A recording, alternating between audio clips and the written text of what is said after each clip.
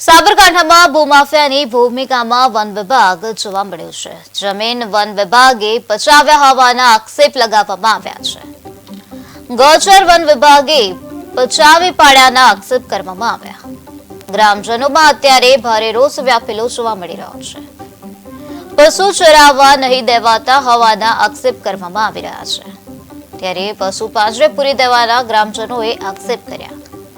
જિલ્લા કલેક્ટરને પણ રજૂઆત કરવામાં આવી। ગ્રામજનોને હજુ સુધી ન્યાય નથી મળ્યો।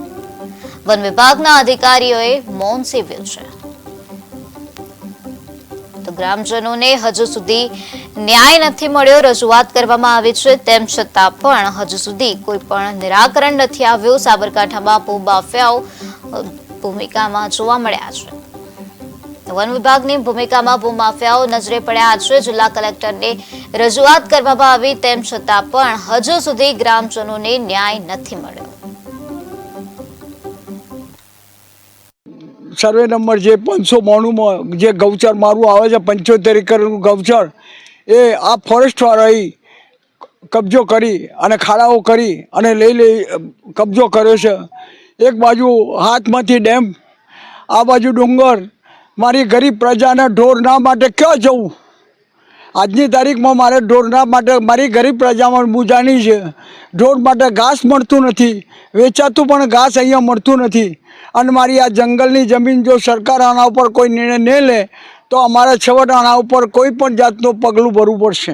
આ જમીનની મને ખ્યાલ છે ત્યાં સુધી કે પંચાયત રેકોર્ડે બોલે છે, પંચાયતના હાથબારના ઉતારા બધું રજૂ કરેલું છે। તેમ છતાં આ ફોરેસ્ટ ડિપાર્ટમેન્ટવાળા અંદર પહેરી જઈને ખાડા કરેલા છે, ત્યાર પછી બોર પણ કરેલો છે, અને આ ગામના લોકો કહેવા છતાં કોઈ સાંભળવા તૈયાર નથી। બામણા ગામ એ ઉમાશંકર જોશીનું, કવિનું આ જન્મસ્થળ ગામ છે।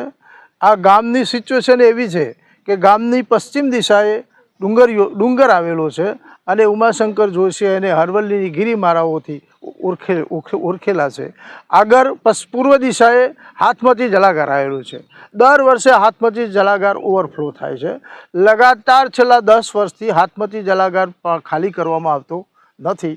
અમારું જંગલની 578 એકર જમીન જંગલની આવેલી છે, એમાંથી 75 એકર જમીન ગૌચરમાં એની ડિલેટ કરેલી છે, અને આ ગૌચરમાં અમારા પશુઓ દર વર્ષે અહીંયા ચરવા માટે આવે છે। આ ચાલુ સાલે ડિસેમ્બર મહિનામાં જંગલ ખાતાએ આ જમીનને માં ખાડા ખોદવાનું અને બોર કરવાનું ને બધું શરૂ કર્યું। ત્યારથી અમે લગાતાર ડિસેમ્બર મહિનામાં 13-12 અમે કલેક્ટર સાહેબને મળીને એનો વિરોધ કર્યો કે ભાઈ અમારો એકમાત્ર આધાર આ ગૌચર છે, એ સિવાય અમારો બીજો કોઈ આધાર નથી। તો એમાં